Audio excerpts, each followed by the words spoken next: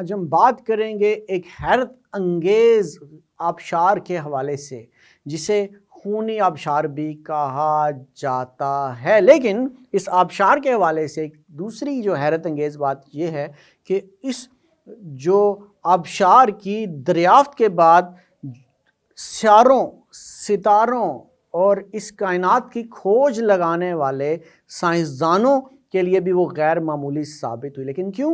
آج ہم یہی جانیں گے۔ ناظرین، میں ہوں زید ملک اور آپ دیکھ رہے ہیں پروگرام سراغ رساں۔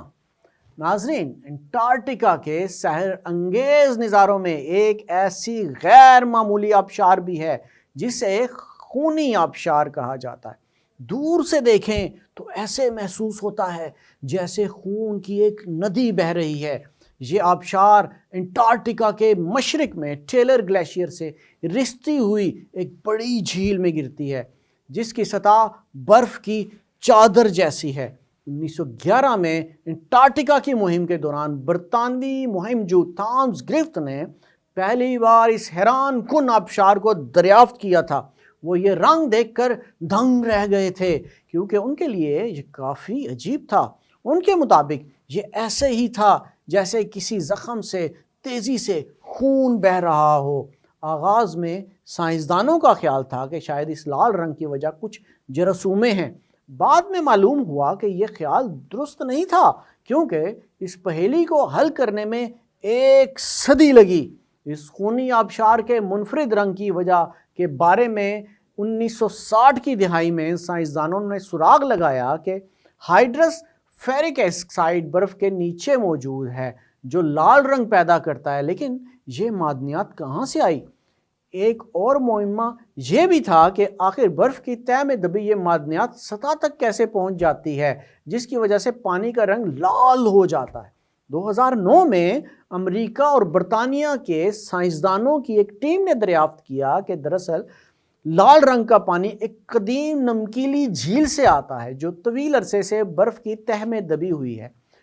خیال کیا جاتا ہے کہ یہ جھیل 1.5 سے 4 ملین سال پرانی ہے اور زیر زمین ایک ایسے نظام کا حصہ ہے جہاں ایسی اور جھیلیں بھی موجود ہیں۔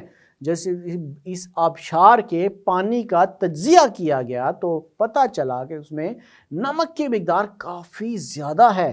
یہ بھی علم ہوا کہ لال رنگ کی وجہ ایک ایسے بیکٹیریا بھی ہے جو آکسیجن کے بغیر زندہ رہ سکتا ہے۔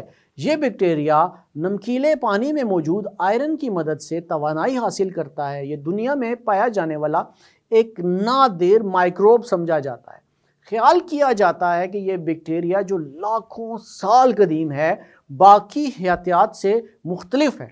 گلیشیئر سے جو پانی خارج ہوتا ہے اس کا درجہ حرارت -60 ڈگری تک ہونے کی وجہ سے خیال کیا جاتا ہے کہ زیر زمین جھیل کا درجہ اس سے بھی کم ہوگا۔ اس کے باوجود یہ پانی جمتا نہیں ہے۔ یہی وجہ ہے کہ ماہرین فلکیات کو اس جگہ میں دلچسپی ہے۔ ان کا ماننا ہے کہ وہ مائکروب جو اس پانی کے رنگ کی وجہ بنتے ہیں شاید ایسے دوسرے سیاروں پر موجود جراثوموں کے بارے میں علم حاصل کرنے میں مددگار ثابت ہوں۔ سائنسدانوں کا ماننا ہے کہ ایسے ہی جراثومیں مریخ اور مشتری پر بھی موجود ہیں۔